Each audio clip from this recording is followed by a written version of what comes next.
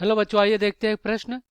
प्रश्न में क्या कह रहा है कि सिद्ध कीजिए कि सारणी में जिनके अवयव है x plus y plus 2z, z z और x y plus z plus 2x x और y y x plus z plus 2y बराबर 2 कोष्ठ में x y x plus y plus z का घन हमें क्या करना है, सिद्ध करना है। तो हम क्या करेंगे, इसको सिद्ध करने के लिए मुख्य अवधारणा लिखेंगे। मुख्य अवधारणा। तो देखिए यहाँ पे हमारे पास एक सारणी दिया गया है जिनकी कितने पंक्ति है, 3 पंक्ति 3 स्तंभ है। तो अगर हम क्या करें, एक सारणी बना लेते हैं। ये सारणी, इनमें अवयव ले लेते हैं a b c d e f g h i. तो यहाँ पे देखा जाए तो ये पहला पंक्ति है और ये दूसरा पंक्ति है और ये क्या आपका तीसरा पंक्ति है। और ये क्या है आपका, देखिए पहला स्तंभ है और ये आपका दूसरा स्तंभ है और ये आपका तीसरा स्तंभ है। यानी इस सारणी में 3 गुणे 3 है, यानी कि 3 पंक्ति 3 स्तंभ है। तो इस प्रकार के सारणी को हल करने के लिए हम क्या करेंगे, यहाँ पे दिए गए प्रश्न। अब देखिए कैसे इस प्रकार के सारणी को हल करते हैं। तो यहाँ पे लिखेंगे हल। तो देखिए अब हम क्या करेंगे, इसका बायां पक्ष लेंगे LHS और उसको दाहिने पक्ष के बराबर सिद्ध करेंगे। तो बायां पक्ष में क्या है, देखिए बायां पक्ष में है, यह है सारणी में जिनके अवयव क्या है, x plus y plus 2z है और फिर यहाँ पे z और पुनः यहाँ पे क्या हुआ है, x है, y प्लस z है और प्लस 2x और इधर आपका क्या x है और यहाँ पे y और यहाँ पे x plus z plus 2y। ये आपका क्या है, सारणी है। अब हम क्या करेंगे, इस सारणी को हल करने के लिए स्तंभ को परिवर्तित करेंगे। तो ये आपका क्या पंक्ति R1 है और ये क्या R2 है और ये क्या आपका R3 है और यहाँ पे ये क्या है C1 C2 और ये क्या है C3। अब हम क्या करेंगे, स्तंभ को परिवर्तित करेंगे। तो इसके लिए हम क्या करेंगे, C1 की जगह पे C1 प्लस C2 और प्लस C3 रखेंगे। C1 की जगह पे क्या रखेंगे, C1 plus C2 plus C3। तो यहाँ पे हमें क्या प्राप्त होगा, देखिए यहाँ पे हमें प्राप्त हो जाएगा 2 बाहर x प्लस वाई प्लस क्या z और इसी प्रकार 2 बाहर x प्लस वाई प्लस क्या z और पुनः 2 बाहर x प्लस वाई प्लस कितना z।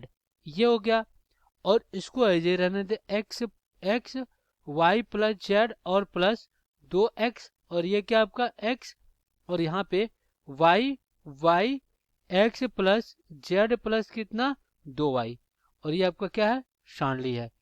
अब देखिए यहाँ पे पहले पंक्ति से, अब यहाँ पे देखिए पहले स्तंभ से 2x plus y plus Z बाहर हो जाएगा। तो यहाँ पे क्या आ जाएगा, ये आ जाएगा 2x plus y plus Z बाहर होगा। तो इस सारणी में क्या बचेगा, एक बच गया और इधर अपना क्या बचेगा, ये बचेगा x y plus z plus 2x और इधर अपना x और ये क्या बचेगा आपका y और यहाँ पे अपना z plus x plus 2y, यही अपना बच गया। अब देखिए अब हम क्या करेंगे, इसको जीरो बनाने की कोशिश करेंगे। तो इसके लिए हमें क्या करना पड़ेगा, R2 की जगह पे R2 माइनस R1 और कामा R3 की जगह पे R3 माइनस R1 कर देंगे। तो ये क्या हो जाएगा आपका, यहाँ पे 2 कोष्ठ में x plus y plus z को हम क्या करते हैं, बाहर कर दे रहे हैं। अब यहाँ पे देखिए, यहाँ पे R2 की जगह पे R2 माइनस R1, ये आपका R2 है और R1 घटाएंगे तो यहाँ पे एक तो ऐसे रहने दे और ये x और ये y तो ऐसे रहेगा।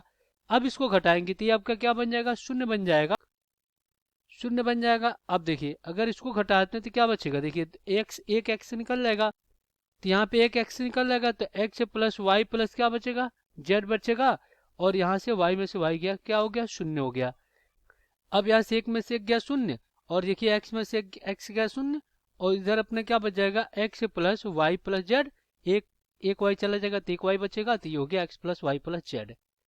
अब यहाँ पे आप देखिए दूसरे पंक्ति से x plus y plus z और तीसरे पंक्ति से x plus y plus z अगर बाहर ले तो यहाँ पे क्या हो जाएगा, 2 कोष्ठ में x plus y plus z और फिर यहाँ पे क्या हो जाएगा x plus y plus z, और पुनः यहाँ पे x plus y plus z हमने क्या किया, बाहर ले लिया।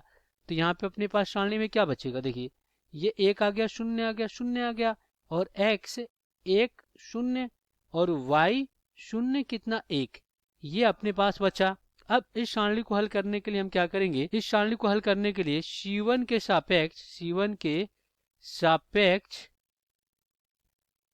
सापेक्ष विस्तार कर देंगे।